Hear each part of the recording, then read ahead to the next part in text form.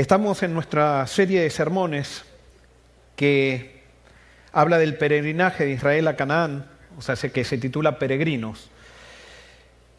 Y hoy el título del sermón es No es con ejército ni con fuerza. Y para entender este concepto voy a tener que hacer una introducción. Y voy a remitirme a una experiencia que aparece en los evangelios. Si es que me anda el clicker. Dicen no signal acá. Ahí está. Bueno. Acá apareció, acá no me aparece en el... Ahora sí me aparece en el iPad, pero me aparece chiquito. Vamos a ver, esperen, estamos comenzando un nuevo método también de acá. ¿Están los técnicos que me puedan ayudar, Alex?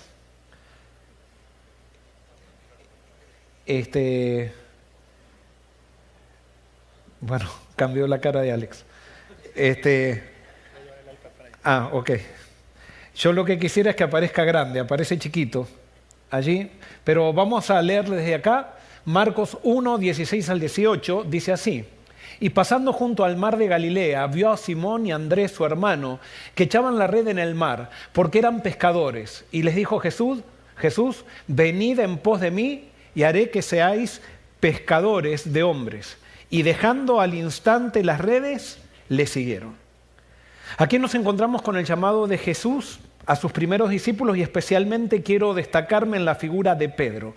¿Quién era Pedro? Era un discípulo rústico, un pescador, un discípulo que era elegido por Jesús, no por las cualidades que tenía, sino simplemente porque Jesús quería elegirlo. Cuando Jesús nos elige, no nos elige porque tenemos alguna cualidad, sino que nos elige por nuestra necesidad de Él. Y mientras más necesidad de Él tenemos, entonces eso es lo único que nos califica para ser sus discípulos. Y entonces allí encontramos a Pedro, pero quiero simplemente señalar que Pedro pasa por un proceso con Jesús. Pedro comienza a seguir a Jesús, se transforma en un discípulo de Jesús. Sin embargo, el hecho de que haya aceptado el llamado de Jesús, a Pedro eso no lo hace perfecto. Como cuando Dios te llama a ti, el hecho de que Dios te llame hoy y tú aceptas ese llamado, no quiere decir que por eso tú estás completo y que tienes una experiencia perfecta. No, el llamado de Jesús, justamente el discipulado es para enseñarte cosas y para que tú aprendas quién es Dios a través del ejemplo de Jesús.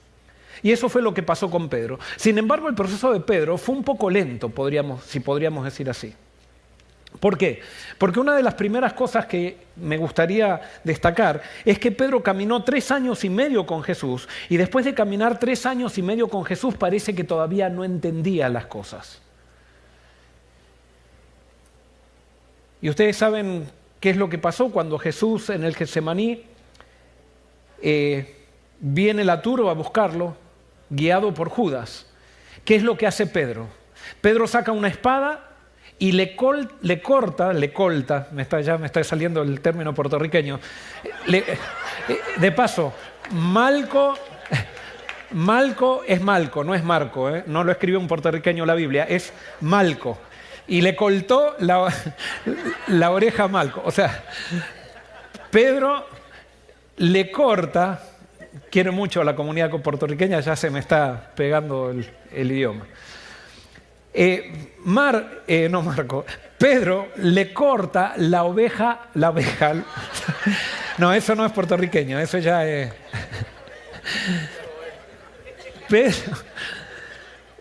Pedro le corta la oreja a Malco. Ahora a mí me salió el trabalengua. La pregunta que siempre nos hacemos es, ¿qué hacía Pedro con una espada después de caminar 3 años y medio con Jesús?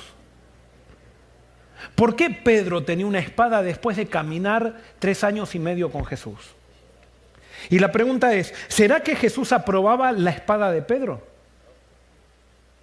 Ahora, ¿por qué entonces Pedro cargaba una espada después de caminar 3 años con el Maestro? ¿Encontramos alguna vez que Jesús le haya hablado a Pedro acerca de la espada?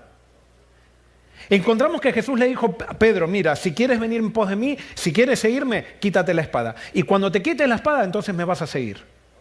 ¿Dijo eso Jesús? No. ¿Por qué no? Porque a Jesús no le interesaba la espada de Pedro. ¿Qué le interesaba a Jesús? A Jesús le interesaba el corazón de Pedro. Y él sabía que cuando el corazón de Pedro sea entregado a él, cuando Pedro se rinda a su influencia, cuando Pedro lo conozca realmente como él era, entonces la espada de Pedro se iba a caer. Pero Pedro tenía que pasar por un proceso. Y vemos que Jesús elige a Pedro a pesar de que Pedro llevaba una espada. Jesús elige a Pedro a pesar de que sabía que en algún momento lo iba a negar. Es más, Jesús le profetizó la traición a Pedro y no por eso lo dejó. Pedro estaba pasando por un proceso que Jesús entendía. Y después vemos que Pedro pasa por el Calvario, recibe transformación, realmente se transforma en un apóstol y todavía, a pesar de eso, todavía Pedro no entendía que no había que hacer acepción de personas. Y cuando Dios le encarga una misión a Pedro para ir a Cornelio, le tiene que dar una visión 3 veces de una sábana llena de animales inmundos para que Pedro entendiera que Dios no hacía acepción entre gentiles y judíos. O sea, a pesar de que Pedro era lleno del Espíritu Santo, todavía tenía que seguir aprendiendo. Todos pasamos por un proceso y debemos pasar por ese proceso. Y el hecho de que hoy estemos llenos del Espíritu Santo no quiere decir que no tengamos que aprender más cosas. El hecho de decir que hoy estamos llenos del Espíritu Santo no quiere decir que por eso no nos equivocaremos. Porque todavía hay muchas cosas que desaprender y justamente de eso se trata el discipulado. Desaprender cómo nosotros vemos a Dios para entender quién es Dios mismo a través de Jesús. Voy a dar otro ejemplo. Dios le pide a Abraham sacrificar a Isaac. Te hago una pregunta. Si Dios hoy te pidiera sacrificar a tu hijo en un altar, ¿lo harías? Si esta noche tú, cuando estás durmiendo, Dios tienes un sueño y Dios se te aparece, tienes una teofanía, como se dice, y Dios te dice, quiero que sacrifiques a tu hijo en un altar en la plaza. ¿Lo harías? ¿Qué dirías si tienes un sueño así? ¿Dirías que viene de Dios? ¿De qué dirías? ¿De quién viene? Que viene del enemigo, porque Dios no te va a pedir algo así. Ahora, a Abraham le pidió algo así. ¿Por qué le pidió a Abraham algo así? Alguien dice para probarlo, como si Dios no supiera qué había en el corazón de Abraham. Dios cuando hace algo para revelarse a las personas. Y Dios se le revela a Abraham en el concepto de Dios que Abraham tenía. Y Abraham en esa época tenía un concepto de Dios de acuerdo al que tenían los paganos también. Y él pensaba que Dios podía pedir el sacrificio de un hijo. Entonces Dios se le revela a él como los dioses paganos, pidiéndole algo que un dios pagano pediría, porque Abraham pensaba que Dios podía pedir algo así. Ahora, ¿Dios por qué se le revela así? Porque Dios quería revelarle a Abraham que él no estaba de acuerdo con pedir esa clase de sacrificios. Y por eso cuando Dios le pide esto a Abraham, Abraham muy bien le obedece, porque Abraham, a pesar de que no conocía totalmente a Dios todavía, sí había aprendido a obedecer a Dios, que eso era algo muy bueno. Y Dios, utilizando la actitud correcta de Abraham, le quiere enseñar Dios a Abraham de que él no era como los dioses paganos y que él no pedía sacrificios humanos para perdonar.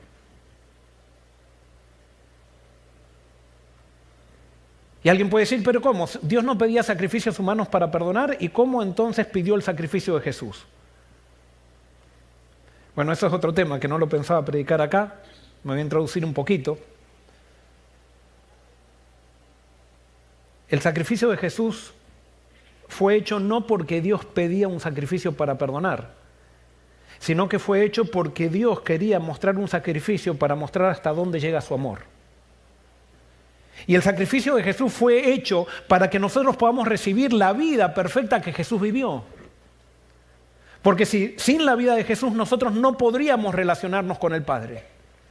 El sacrificio de Jesús fue un regalo de Dios hacia nosotros de la vida de Jesús. No fue que Dios pedía una muerte para perdonarnos, sino que Dios lo que estaba queriendo era darnos vida para que podamos relacionarnos con Él.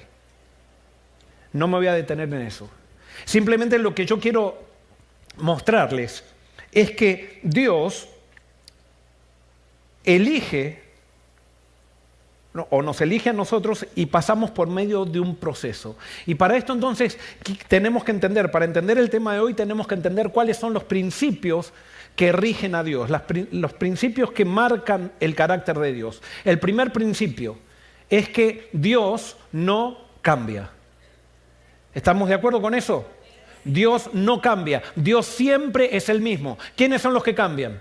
Somos nosotros. Y por eso el discipulado es Dios manifestándose como es para que nosotros vayamos pareciéndonos a lo que Él es. No, Él no cambia con respecto a nosotros, sino que nosotros cambiamos con respecto a Él. Dios siempre ama, siempre amó y siempre amará. Dios es fiel, fue fiel y será siempre fiel. Y por eso Dios no cambia. Segundo principio, Dios nos toma de donde estamos para llevarnos donde Él está. Dios lo toma a Pedro como un pescador de peces para hacerlo un pescador de hombres.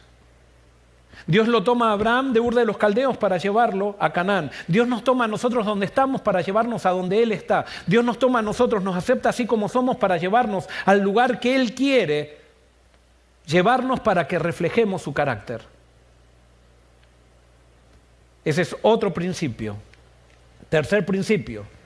Dios nos acompaña a pesar de que quede mal en el proceso. ¿A ustedes les parece que Jesús no quedó mal cuando Pedro sacó la espada y le cortó la oreja a Malco? Jesús quedó mal. Imagínense todos los que estaban viendo.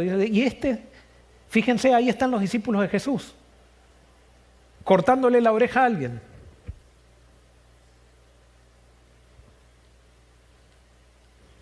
Dios acompañó a Abraham a pesar de que era un polígamo. O sea, Dios no es como los seres humanos que cuando alguien se equivoca nos alejamos de la persona para que no nos confundan con esa persona, para que no digan que somos amigos de alguien que se equivocó. No, Dios es seguro de sí mismo, Él es fiel, Él no cambia. Y Dios nos acompaña a pesar de que quede mal en el proceso. Porque a Él le interesa discipularnos, a Él le interesa que crezcamos. Y Él sabe que con Él vamos a crecer. Dios no aprueba todo lo que permite. Ese es otro principio. El hecho de que Dios nos acompañe no quiere decir que todo lo que nosotros hacemos, Dios lo aprueba. Y justamente ese es el proceso del discipulado. Eso es lo que muchos líderes religiosos no entienden, muchos líderes eclesiásticos no entienden. El hecho, por ejemplo, de en una iglesia, todo lo que sucede, la gente piensa que es porque los líderes religiosos están de acuerdo con todo lo que pasa. Y, por ejemplo, no todo lo que pasa aquí en Forest City, nosotros con el equipo pastoral estamos de acuerdo. Es más, esta es una iglesia donde no hay control, y como no hay control, hay muchas personas que pueden confundirse y venir a esta iglesia porque piensan que como acá no los controlan, pueden vivir la vida que quieren. Y es verdad, vive la vida que quieras tú. Nadie se va a meter en tu vida para controlarte. Pero el hecho de que no controlemos no quiere decir que no estemos esperando de que todos reflejemos a Cristo. Y eso no nos quita a nosotros de eso. O sea, ustedes tienen que esperar que nosotros reflejemos a Cristo y nosotros tenemos que esperar que ustedes reflejen a Cristo. Y no todo lo que sucede aquí quiere decir que los líderes eclesiásticos lo aprobamos. Pero el hecho de que no aprobemos no quiere decir que no lo vamos a permitir. ¿Por qué? Porque tenemos que cada uno aprender a reflejar a Cristo. No podemos hacer las cosas, en el reino de Dios no se pueden hacer las cosas por obligación. Todo lo que es hecho por obligación en el reino de Dios no sirve para nada y genera hipocresía. Y por eso es muy lindo que en esta iglesia, aunque eso puede traer problemas alguna vez, nadie esté controlando cómo se viste una persona. Pero el hecho de que nadie esté controlando cómo se viste una persona no quiere decir que aprobamos que cualquiera venga vestido de cualquier manera. Pero no vamos a estar controlando eso. Cada uno con su relación con Dios tiene que ver si se viste para la gloria de Dios o se viste para la gloria de sí mismo. ¿Se entiende? Pero muchas veces se confunden y piensan que porque hay libertad en un lugar, hay libertinaje. No. Libertinaje hay donde no se predica a Cristo. Libertinaje hay donde no se predica la entrega. Pero acá sí estamos en Forest City, y ojalá que todos estemos por esa razón, es porque queremos todos, absolutamente todos, parecernos a Cristo. Y si alguien no quisiera parecerse a Cristo, piénselo bien, quizás esta no sea su iglesia. Y con eso no... Joel, ¿me estás echando? No, no te estoy echando. Pero estás en un lado o estás en el otro, no puedes estar neutral. O vives para Cristo o vives para ti mismo. Muy bien, y ahora vamos a ver principios del reino de Dios. Ya establecimos ciertos principios acerca de Dios y ahora vamos a ver ciertos principios del reino de Dios para entender el tema de hoy. El primero, el mal debe ser confrontado. El mal no se lo puede controlar, pero debe ser confrontado. Y debe ser confrontado por medio de una guerra. Eso es un principio. O sea, nosotros no podemos dejar que el mal avance. Si estamos en el reino de Dios, tenemos que confrontar el mal. Dios nos llama a confrontar el mal. Y voy a leer Efesios 5:11, que dice, y no participéis, lo tengo acá, me estoy acostumbrado a darme vuelta, no participéis en las obras infructuosas de las tinieblas, sino más bien reprendedlas. O sea, no podemos permanecer neutros con respecto al mal. A las obras de las tinieblas tenemos que reprenderlas. Si al mal no le hacemos frente, el mal crece, es como un cáncer. Y tenemos que reprenderlo. Es más, el amor implica reprender al mal. El amor implica hacer una guerra contra el mal, no contra las personas que tienen el mal, sino tenemos que hacer una guerra contra el mal. Proverbios 31, 8 y 9 dice, abre tu boca por el mudo en el juicio de todos los desvalidos. Abre tu boca, juzga con justicia y defiende la causa del pobre y del menesteroso. ¿Saben qué? En los sistemas humanos, y especialmente en los sistemas eclesiásticos humanos, mientras más grandes los sistemas, más cómodos o más cobardes nos hacemos. Con tal de no perder la aprobación de toda la gente,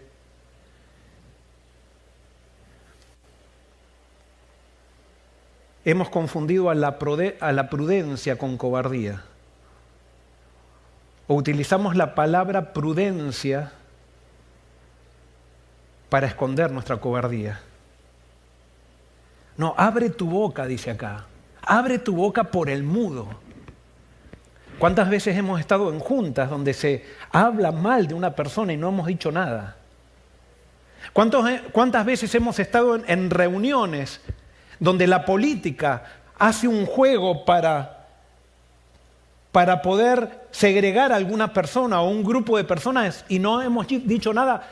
No estábamos de acuerdo por dentro, pero somos prudentes, cobardes, no prudentes.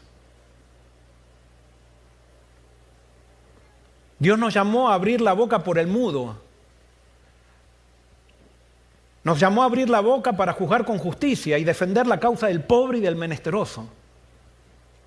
Pero a veces nuestra comodidad, nuestro deseo de ser promocionados en un sistema que hemos confundido o le ponemos el nombre de Dios, pero realmente que se ha transformado en un sistema humano. No porque Dios lo ha transformado en un sistema así, sino porque nosotros con nuestras miserables bajezas pecaminosas nos hemos movido dentro de los sistemas eclesiásticos tal cual como se mueve el mundo. Y por eso, esto es lo que nos manda la Biblia, al mal se lo confronta. No podemos estar en una época de tibieza, al mal se lo reprende.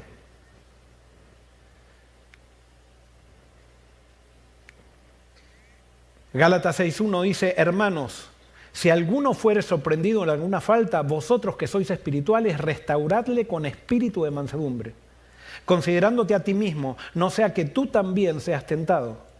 Aquí nuevamente, el amor implica hablar, implica hacer un viaje misionero con la persona que se está descarriando, pero no es un viaje misionero con las personas que rodean a la persona, porque ustedes saben que en la Biblia Jesús dijo, tenemos que confrontar el mal. Cuando vemos a nuestro hermano que está mal, tenemos que acercarnos a él para poder amonestarlo y para poder salvarlo. Y si el hermano no me escucha, entonces busco un amigo y voy y trato de amonestarlo. Y si el amigo no me escucha, entonces busco a la iglesia. El gran problema es que cuando nosotros, porque no tenemos amor, en una iglesia, lo primero que hacemos es primero buscar a la iglesia cuando el hermano se equivoca, después buscamos al otro hermano y por último vamos al hermano. Hemos invertido los papeles porque no tenemos amor. Estamos tratando de cuidar la imagen de la iglesia más que cuidar a los pecadores, más que cuidar la vida de los pecadores. Dios no nos pide que cuidemos la imagen de la iglesia, nos pide que cuidemos a los pecadores que no se mueran, de los cuales todos somos el primero, y por eso restaurarle con espíritu de mansedumbre, dice la Biblia. No, al mal se lo confronta. Primera de Pedro 5, 8 y 9 dice, sed sobrios y velad, porque vuestro adversario el diablo, como león rugiente anda alrededor buscando a quien devorar, al cual resistid firmes en la fe. Al diablo se lo resiste firme en la fe. Primer principio, entonces, el mal debe ser confrontado. ¿Estamos de acuerdo? Segundo principio, las armas que Dios usa son diferentes a las nuestras. Sí, hay una guerra entre el bien y el mal, pero las armas que debemos usar para confrontar el mal son diferentes a las que usa el ser humano para confrontar lo que le parece el mal. Y eso es algo que no entendemos. Las armas de Dios son diferentes a las de los hombres. Y fíjense lo que dice 2 Corintios 10, 3 y 4. Dice, pues aunque andamos en la carne, no militamos según la carne, porque las armas de nuestra milicia no son carnales, sino poderosas en Dios para la destrucción de fortalezas. Cuando hacemos guerra contra el pecado, no usamos armas carnales. Usamos las armas que Dios usa. Lastimosamente no entendemos eso demasiado. Y a veces pensamos que tenemos que confrontar el mal, pero lo confrontamos al mal con las armas carnales que tenemos. Y cuando hacemos eso, lo único que hacemos es lío. No, al mal se lo confrontan con las armas de Dios. Efesios 6, 11 al 17 dice, vestidos de toda armadura de Dios, para que podáis estar firmes contra las acechanzas del diablo.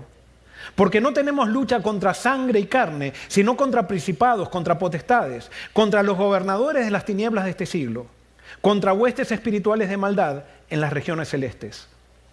Por tanto, tomad toda la armadura de Dios, para que podáis resistir en el día malo, y habiendo acabado todo, estar firmes. Estad pues firmes, ceñidos vuestros lomos, y fíjense las armas de Dios, ceñidos nuestros lomos con la verdad. ¿Por qué? Porque alguien que puede estar escuchando este sermón puede decir, ¿viste? Por eso yo hago videos en contra de esos pastores que predican la herejía. No, acá dice que está bien, haz todos los videos que quieras criticando a los pastores que tú crees que predican la herejía, pero hazlos con verdad. ¿Por qué? Porque he visto un montón de esos videos que mienten para poder ganar adeptos, que agarran una partecita del video, la cortan para hacer decir al pastor algo que nunca dijo y lo sacan fuera de contexto para decirle a la gente que entonces realmente hay un hereje. Y entonces esta gente se llena de plata porque ganan muchos views criticando a otros pastores. No, si vas a reprender el mal, hermano, hazlo con verdad, no con mentira. No lo hagas con un rumor que te dijeron que a ti te parece que este pastor enseña aquello. Hazlo con verdad. Dice, ceñidos vuestros lomos con la verdad, vestidos con la coraza de justicia, calzados los pies con el apresto del evangelio de la paz. Cuando confronto el mal, la confrontación del mal lleva a la paz, no a más guerra. Sobre todo tomad el escudo de la fe, con la que podáis apagar los dardos del fuego del maligno, y tomad el yelmo de la salvación y la espada del Espíritu, que es la palabra de Dios. Acá están las armas con las cuales se confronta el mal. No son las armas de los hombres. No son armas carnales. No son las armas que utiliza la política. Son las armas de Dios. Entonces, los principios del reino de Dios, el mal debe ser confrontado, las armas que Dios usa son diferentes a las nuestras. Vamos al tercero. Mientras menos intervención con estrategias humanas carnales usen los hijos de Dios, los enemigos que los atacan se terminarán peleando entre ellos. Mientras menos yo me meta en las guerras de Dios con mis armas carnales, más le voy a poder dar lugar a Dios para que Dios haga lo que tenga que hacer y me lleve a la victoria. Y ¿saben qué? Yo lo he corroborado en mi vida. Yo creo que estoy en un proceso, pero mucha gente me ha hecho guerra. Desde siempre, desde que estudiaba en la universidad. Y cuando me hacían guerra, si bien era injusta a mi criterio la guerra que me hacían, yo muchas veces utilizaba armas carnales para confrontar estas guerras. Dios sabía que era sincero, pero como estaba en un proceso, yo no permitía, mientras yo me metía con armas carnales, no permitía que Dios haga lo que tenga que hacer. Y por eso cuando tú estás en una guerra, quizás tú estás entregado a Dios, pero tienes que aprender a no meterte en la guerra que Dios quiere luchar por ti. A no meterte con armas carnales, permanece firme. Pero no utilices las mismas armas que utilizan los otros. Y vas a ver que si tú no te metes, no es que Dios va a destruir a tus enemigos. Dios, si tus enemigos siguen queriendo hacerte daño, se van a destruir entre ellos. Y fíjense, les voy a dar algunos ejemplos. Gedeón. Jueces 7:22 dice, y los 300, o sea, esto es cuando Gedeón iba a luchar con los madianitas, dice, y los 300 tocaron las trompetas, y Jehová puso la espada de cada uno contra su compañero en todo el campamento, y el ejército huyó hasta Betzita, en dirección de Sarera, y hasta la frontera de Abel Meaola, en Tabat. Y ustedes todos conocen la historia de Gedeón. ¿Cuál fue el método que utilizó Gedeón para vencer a los madianitas? ¿Qué utilizó? ¿Una espada? ¿Qué utilizó? ¿Una trompeta con qué? Con un cántaro y una antorcha. Cualquier guerrero de la época, y Gedeón le hubiera preguntado a Gedeón, ¿cuál es tu estrategia para vencer a los madianitas, que son millares comparado con ustedes? Y Gedeón le hubiera dicho, mira, mi estrategia son 300 hombres con una trompeta, una antorcha y un cántaro. Le hubieran dicho que está loco. Igualmente, cuando tú estás recibiendo guerra de la gente, Dios te dice que utilices, sí, que hagas guerra también, pero que utilices las armas de Dios. Y si tú utilizas las armas de Dios, a los ojos de la gente, incluso a tus propios ojos, te va a parecer una locura, porque tú vas a decir, me van a aplastar. No, cuando tú haces el método de Dios, Dios se manifiesta, le das lugar para que Dios se manifiesten y tus enemigos se pelean entre ellos, se autodestruyen. Pruébalo. Yo en la medida que fui probando esto me doy cuenta, a veces gané batallas y yo pensaba que era por mi habilidad, por mi astucia, estaba con Dios, pero todavía no había aprendido realmente que Dios es el que gana todas las batallas. Josafat, el caso de Josafat, ustedes lo conocen, venía también una coalición de reyes a atacar a Judá. Y Dios le dice a Josafat que salga y enfrente a esta coalición de reyes cantando.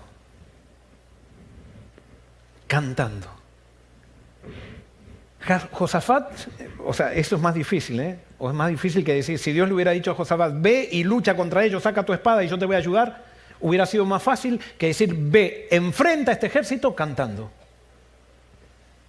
¿Y qué fue lo que pasó? Y cuando comenzaron a entonar cantos de alabanza, Jehová puso contra los hijos de Amón, de Moab y del monte de Seir las emboscadas de ellos mismos que venían contra Judá. Y se mataron los unos a los otros, porque los hijos de Amón y de Moab se levantaron contra los del monte de Seir para matarlos y destruirlos. Y cuando hubieron acabado con los del monte de Seir, cada cual ayudó a la destrucción de su compañero. ¿Qué tuvo que hacer Israel para vencer la batalla? Sí, una cosa.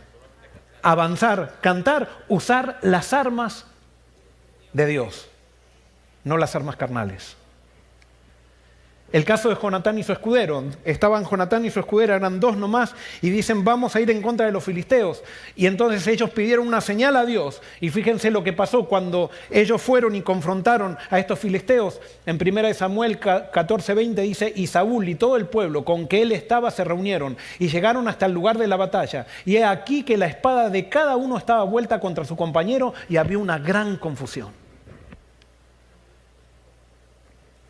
Y vamos a, por dar otro ejemplo, el ejército de Senaquerib, rey de Asiria. Ustedes saben que Ezequías fue agredido por el rey de Asiria, por Senaquerib, amenazado, fue sitiado. Y sin embargo, fíjense lo que pasó cuando Ezequías clamó a Dios.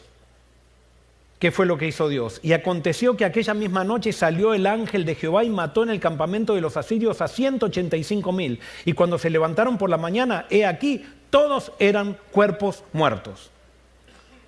Y acá entramos en un conflicto. Y quiero enseñarles algo que ya hemos visto por mucho tiempo. Y quiero decirles que todo lo que yo predico no quiere decir que ustedes tengan que acordar en esto.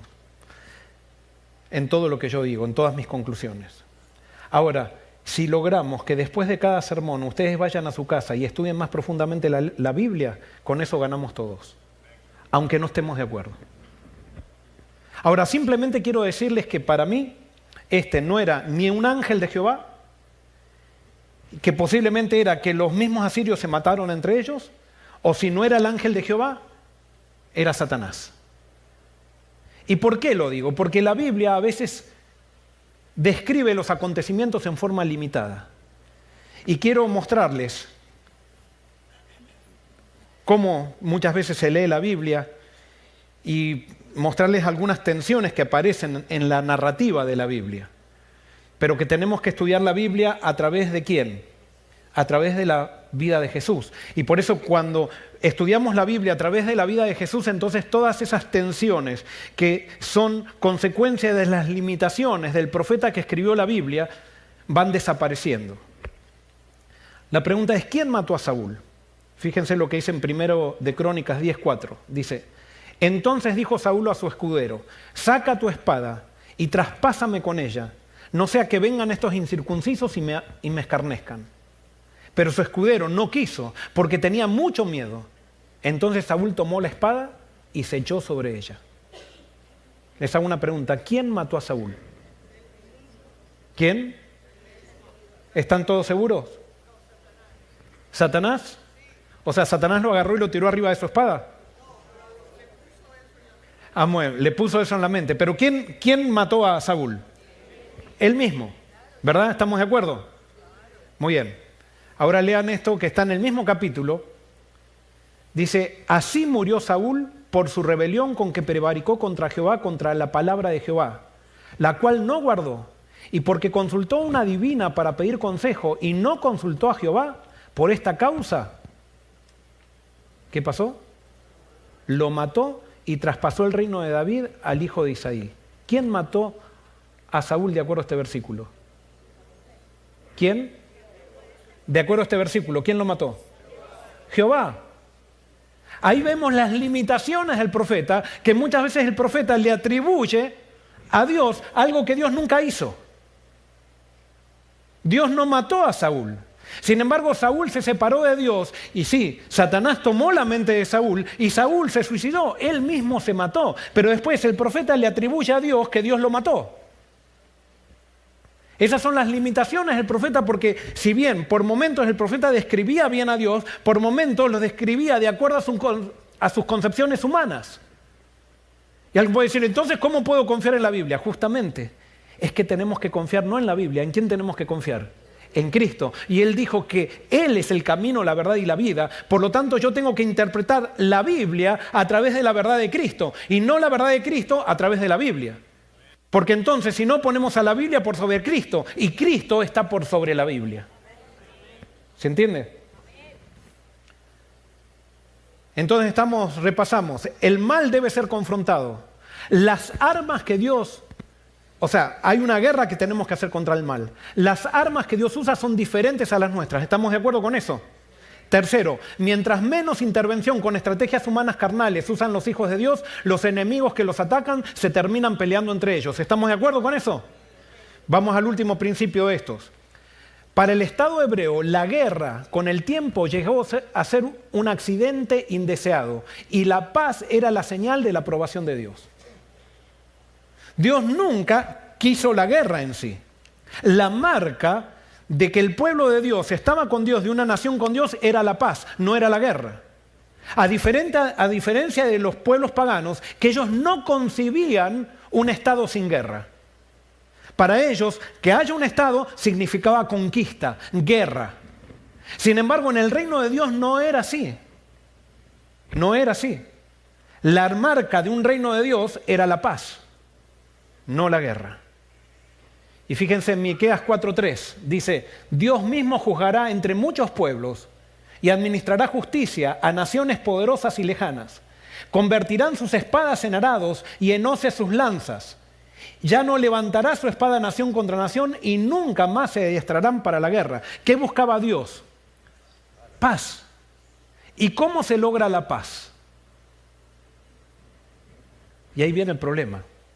¿Con qué armas logramos la paz?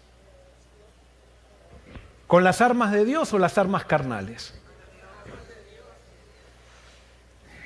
¿Por qué nunca hubo paz en el mundo? Ni en la época de Israel. ¿Por qué? Porque si bien el objetivo de Dios era que haya paz, Israel no había crecido lo suficiente para poder entender cuáles eran las armas de Dios. Y por eso con los profetas, Dios les presenta cuál es la visión que Él tiene. Dios le va presentando de a poco. El pueblo de Israel era como Pedro. Dios lo toma a Pedro como estaba y Dios lo toma al pueblo de Israel como estaba. Y el pueblo de Israel actúa de acuerdo a lo que estaba acostumbrado y Dios lo va discipulando de a poco para que vayan entendiendo de que Él tiene otra manera de hacer guerra, que la guerra no se hace de la manera que hacen los pueblos, que la guerra no se hace con armas carnales. Y por eso aquí se nos dice que convertirán sus espadas en arados y sus hoces en lanzas. O sea, está diciendo no va a haber más guerra. Fíjense lo que dice Juan 14:27. La paz os dejo, mi paz os doy. No la doy como el mundo la da. No se turbe vuestro corazón ni tenga miedo. ¿Quién dijo esto? ¿Quién es Jesús? Dios. Y ya sé, ustedes, yo estoy esperando que ustedes me respondan algo que no pueden adivinar qué es lo que quiero que me respondan. Jesús es el rey, ¿de qué reino? Del reino de los cielos. Es el rey del reino al cual nosotros pertenecemos. Y entonces el rey del reino de los cielos dice, la paz os dejo, mi paz os doy. Yo no la doy a la paz como el mundo la da. Y les hago una pregunta, ¿cómo da el mundo la paz? Fíjense qué incoherencia. El mundo trata de lograr la paz por medio de la guerra. Y es por eso que nunca hay paz. Porque cuando tú tratas de lograr paz por medio de la obligación, nunca vas a lograr verdadera paz. Tú puedes lograr que la gente se someta a ti, tú puedes conquistar a la gente, pero por la obligación nunca vas a lograr que alguien se una a ti. Es como esa frase que siempre hemos dicho, si quieres que alguien te diga un verdadero sí, tienes que darle la libertad para que pueda decir no. Y si no tiene la libertad de decir no, nunca te va a decir un verdadero sí. Por más que aparente seguirte. La obligación no lleva a nadie a la sumisión voluntaria. Y por eso las guerras nunca trajeron paz. Traen una paz momentánea, traen una paz mientras el Estado se presenta fuerte, la gente tiene miedo, entonces hay cierta paz. Pero es una paz motivada por el miedo. Jesús dijo, la paz os dejo, mi paz os doy. Yo no la doy como el mundo la da. Yo la doy de otra manera. La doy por medio del amor. La doy mostrándote quién soy y que yo no te obligo a nada. Tú decides si quieres seguirme o no. Mateo 5:9 dice, bienaventurados los pacificadores, porque ellos serán llamados hijos de Dios. Dios quiere que en su reino haya paz. Y Jesús lo remató esto. Esto nunca le podría haber dicho Jesús todavía al pueblo de Israel, ¿eh? Se hubieran sentido demasiado inseguros, no habrían entendido esto. Y por eso es todo por medio de un proceso. Lucas 6, 27 al 29 dice, y los que estaban dispuestos a escuchar les digo, a los que están dispuestos a escuchar les digo, amen a sus enemigos, hagan bien a quienes los odian, bendigan a quienes los maldicen, oren por aquellos que los lastiman. Si alguien te da una bofetada en una mejilla, ofrécele también la otra mejilla. Si alguien te exige el abrigo, ofrécele también la camisa. ¿Cómo te vengas de tus enemigos? Esto es durísimo. ¿Cómo te vengas? ¿Hay que vengarse de los enemigos? Sí. Pero hay que vengarse ¿cómo? Como Dios se venga, no como nosotros estamos acostumbrados a vengarnos. ¿Y cómo se venga Dios de sus enemigos?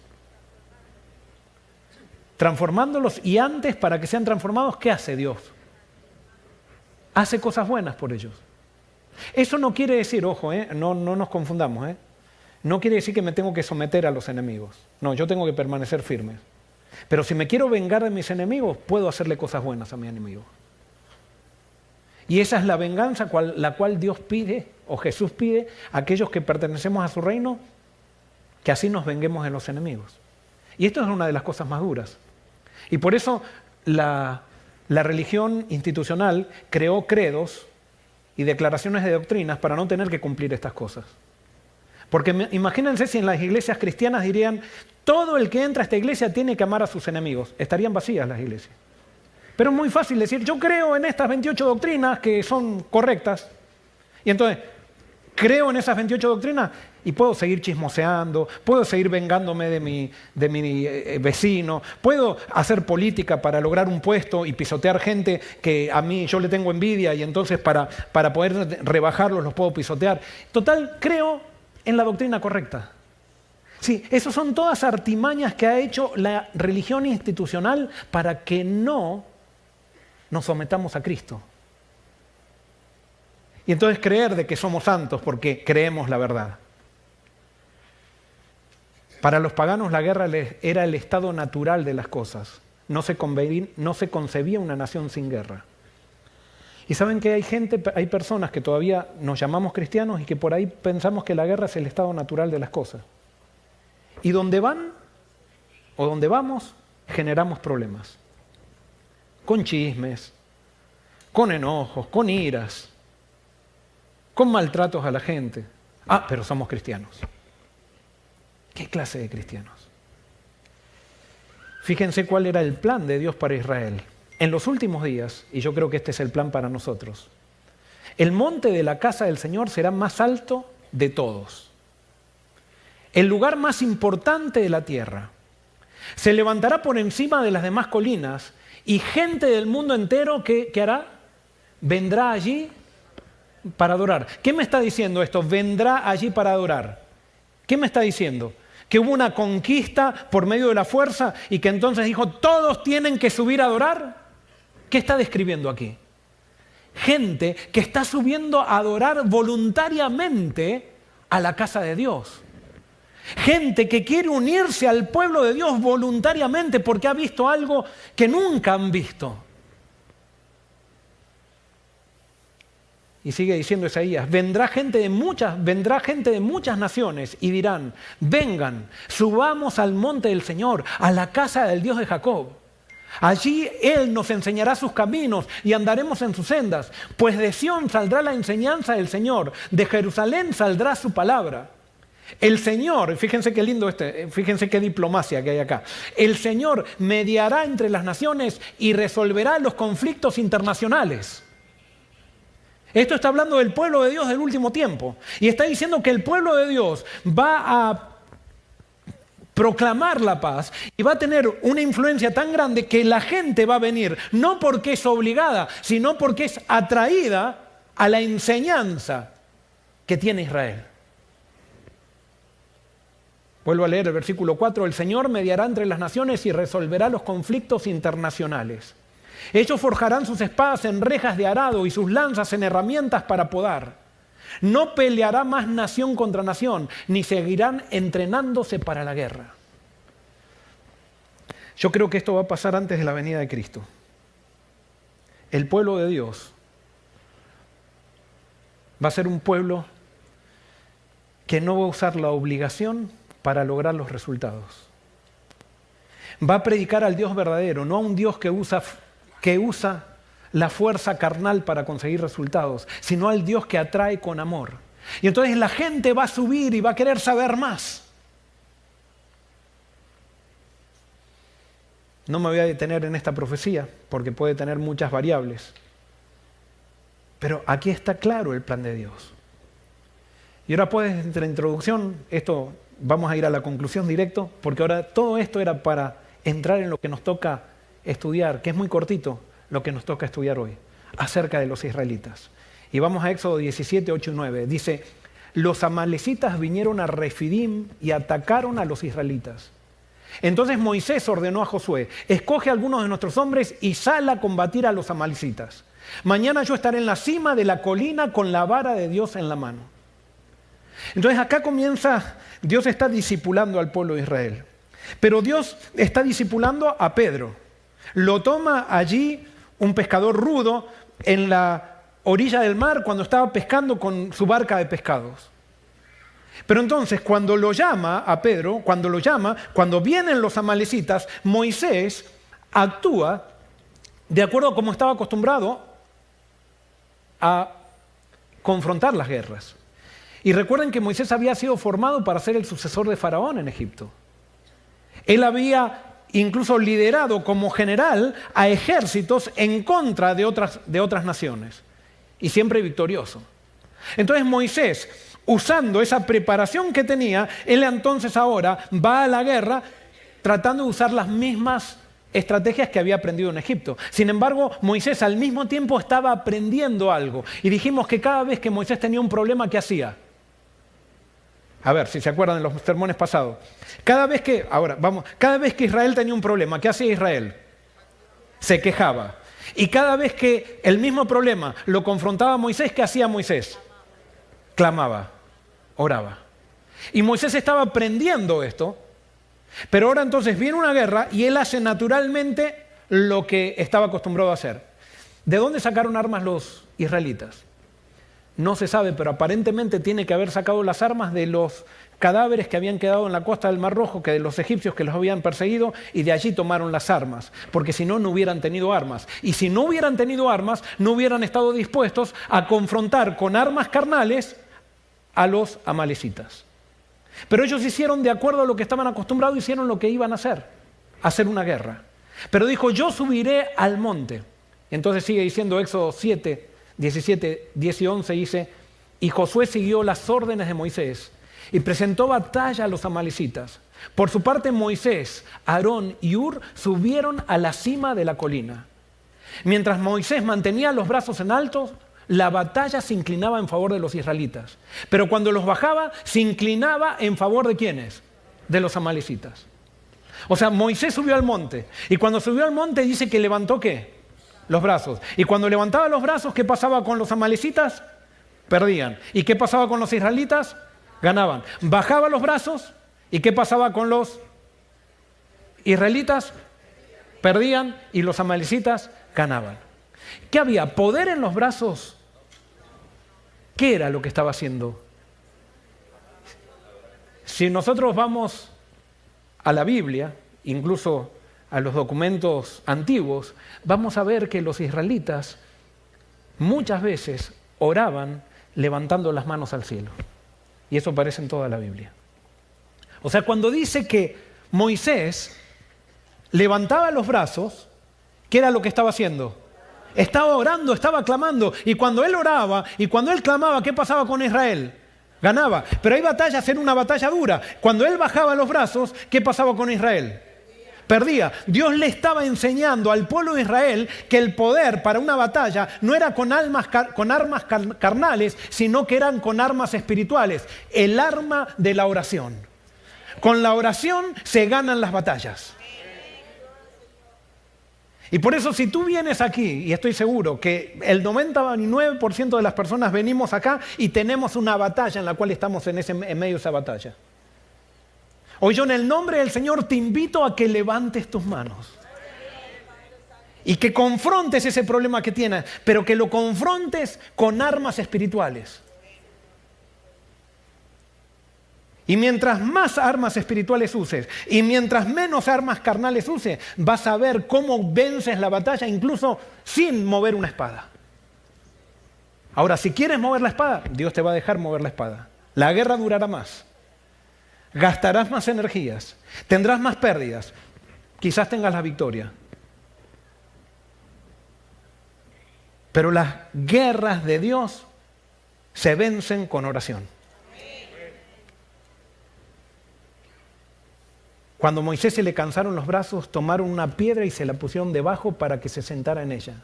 Luego Aarón y Hur sostuvieron sus brazos, uno al izquierdo y otro al derecho. Y así Moisés pudo mantenerlos firmes hasta la puesta del sol. Llegó un momento que Moisés se dio cuenta que no podía bajar los brazos. No podía bajar los brazos. Y cuando se dio cuenta que no podía bajar los brazos, se dio cuenta que no tenía fuerza en sí mismo para mantenerlos. Y entonces vinieron los compañeros a ayudarlos. ¡Qué hermosa lección! Estamos nosotros en muchas batallas. Y a veces nos damos cuenta que tenemos que permanecer en oración constante, pero no tenemos la fuerza suficiente. Entonces necesitamos nuestros amigos. Así como Jesús les dijo a los discípulos, oren conmigo. Levanten los brazos conmigo. Vengan conmigo para orar por esta batalla. Nosotros también necesitamos gente que ore, que nos ayude a orar por nuestras batallas. ¿Y saben qué? Por eso estamos creando este espacio que se llama Casa de Oración en Forest City. Porque queremos que Forest City se transforme en una casa de oración. La Biblia ha prometido, nos dice Jesús, ha profetizado, que cuando levantemos a Cristo se levantará una guerra. Todo el que quiera ser piadoso como Cristo padecerá ¿qué? Persecución. Pero ¿cómo vamos a vencer esa guerra? ¿Nos vamos a quedar quietos? No, las guerras se confrontan. ¿Pero cómo se van a confrontar? Con armas espirituales, no con armas carnales. Con la fuerza de la oración.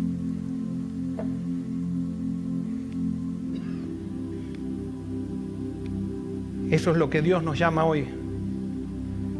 La pregunta es, ¿gracias a qué Israel ganó la guerra? ¿Gracias a qué? ¿Gracias a la espada o gracias a la oración? Ahora fíjate cómo termina el que escribe Éxodo, cómo termina, cuál es su conclusión. Dice Éxodo 17:13, fue así como Josué derrotó al ejército amalecita a filo de espada. Nos cuesta ver las realidades espirituales y creemos que la batalla se gana con la espada, que fue gracias a la espada. No, Dios quería enseñarle al pueblo de Israel que ganaron la batalla gracias a la oración. Si hubieran tenido espada y Moisés no hubiera estado con los brazos bajos, no hubieran ganado por más espadas que tuvieran. Fue la oración el poder que hizo ganar la batalla. ¿Y qué va a ser el poder que gane tu batalla? Va a ser la oración.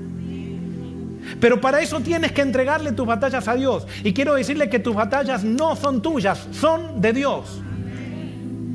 Y hoy Dios te ha traído para que le digas a Dios, acá está mi batalla. Quiero ganarla con las armas espirituales. Quiero levantar los brazos y no bajarlos. Y quiero decirte, en este momento, en este problema que tienes, no bajes los brazos. No bajes los brazos. Sigue orando. Y si necesitas ayuda, que gente mantenga tus brazos, ven a... Cada miércoles nos reunimos acá en Cielo en la Tierra para orar los unos por los otros. Tenemos casa de oración a las 9:30 de la mañana y ven a traer tu batalla aquí a los pies del Señor. Y vas a ver que vamos a vencer. Y si levantamos a Cristo, se levantará guerra contra Forest City. Pero vamos a vencer esa guerra con armas espirituales. No a filo de espada, sino a fuerza de oración. Para dejar que Dios sea el que nos defienda. Y por eso quiero decirte que esta promesa es para ti. Jehová peleará por vosotros y vosotros estaréis seguros. Dios quiere pelear por ti. Eso lo prometió a los israelitas cuando estaban por cruzar el Mar Rojo. En 2 de Crónicas 20:15, cuando Josafat salió a confrontar a la conglomeración de reyes. Les dijo: no temáis ni os amedrentéis delante de esta multitud tan grande, porque no es vuestra guerra, sino ¿de quién? De Dios. Es la guerra de Dios. Cuando te hacen guerra a ti, le están haciendo guerra a Dios, si tú estás entregado a Dios. Y por lo tanto la batalla es de Él. Él la va a vencer.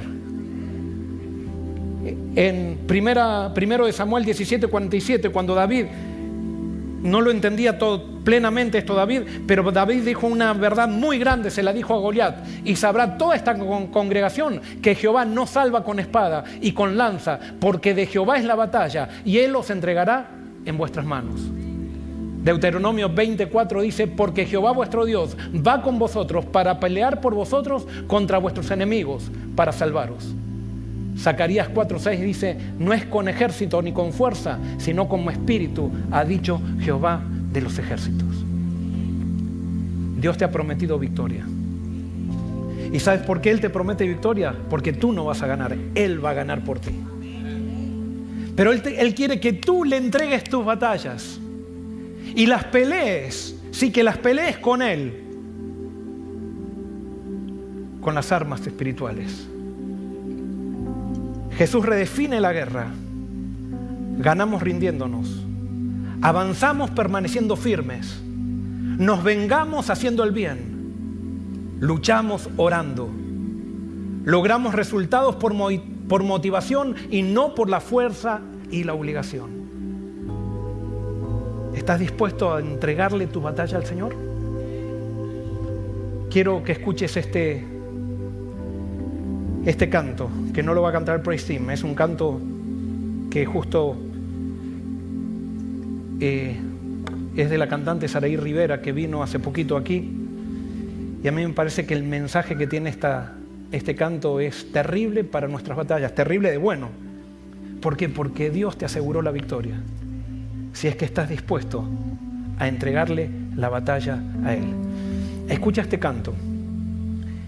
Y si tú quieres hoy entregarle tu batalla al Señor, cuando cante el Praise Team antes del último canto, te pido que pases aquí para entregarle tu batalla y me gustaría orar por ti. El ladrón quiere robarme lo que Dios ya me entregó. No lo dejaré, no lo dejaré. Mi enemigo intenta herirme y callar esta canción. No lo dejaré, no lo dejaré. Reclamo lo que Él me prometió. Yo y mi casa somos del Señor. Mis armas no son las que puedes ver, es la oración de fe. Yo peleo de rodillas, mi batalla la peleo con la fe. Yo peleo a ti rendida, la batalla la ganaste, yo lo sé.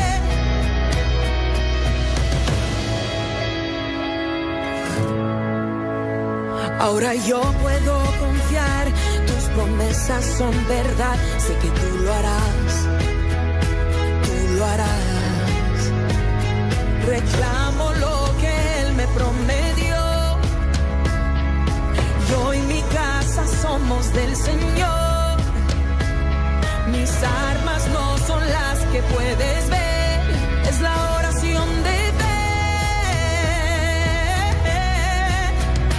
Yo peleo de rodillas, mi batalla la peleo con la fe. Yo peleo a ti rendida, la batalla la ganaste, yo lo sé. Tu nombre ahuyenta la oscuridad, tu nombre da al cautivo libertad.